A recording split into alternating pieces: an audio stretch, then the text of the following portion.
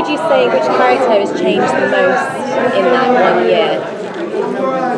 Well, I'm going to tell you talk about Yo-Yo, but I think what's both really smart on the part of the writers and I think fun for the audience is seeing that change.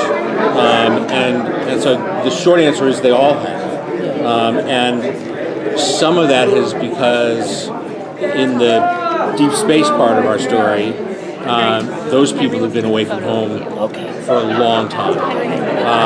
And the flip side of that is the people that are on the ground have been dealing with the loss of Coulson and the fact that they have a new director who's making their lives different, not worse or better, it's just different. And when you're so used to having things run in a certain way,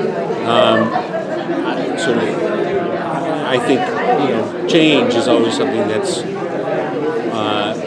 dramatic. And so I was really surprised when Jed and Marissa and Jeff started the season by saying that Yo-Yo and Mac were no longer a couple, and that she had to deal with that on an emotional level, and that's where Yeah. I mean, it's great because I love Lucas Bryan. I love him too. He's amazing. And so when did you find out that was going to be your storyline? The day before I started shooting.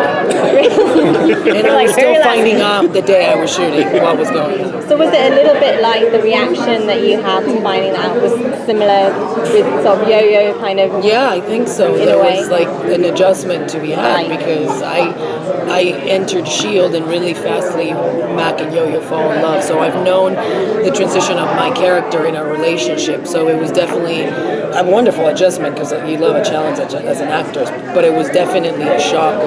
And you talking about change, it makes you have to very quickly sort of find where your character changed in the storyline to be to where she's at now and where the relationship changed. So we had to build the whole storyline in that year that made sense to Henry and I of why we would have broken up and all that stuff. So does that mean we're going to see that storyline? No. Like, are we going to find out? Because No. we're all kind of going, what happened? I know, but that's the whole fun.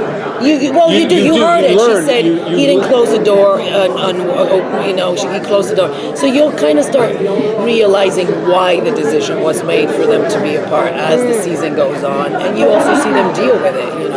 And you see her deal with two relationships and really the whole confusion behind it. I also think the part that is both challenging and fun is how close you and Henry are in real life. To now suddenly be thrown this. Yeah.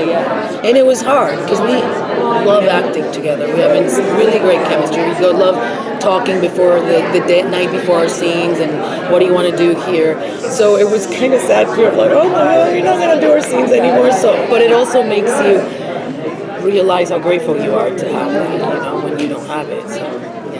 So then, in terms of the plot of Matt having to deal with that as well, is that going to be sort of a major part of his storyline, or is he really going to be focused on the job? Well, I think in any of the cases, what S.H.I.E.L.D. does so well is that balance between the personal and the professional, and so he has an enormous responsibility in being the director. Certainly, as you saw it at the end of the first episode, there's a new problem that is going to be has a huge impact on the team. And so that'll occupy, obviously, a large part of the space. But look, Henry and Yo-Yo and Mac have their relationship is one of the real adult relationships that we have, not just in S.H.I.E.L.D., but in all of what we're doing at Marvel Television. And so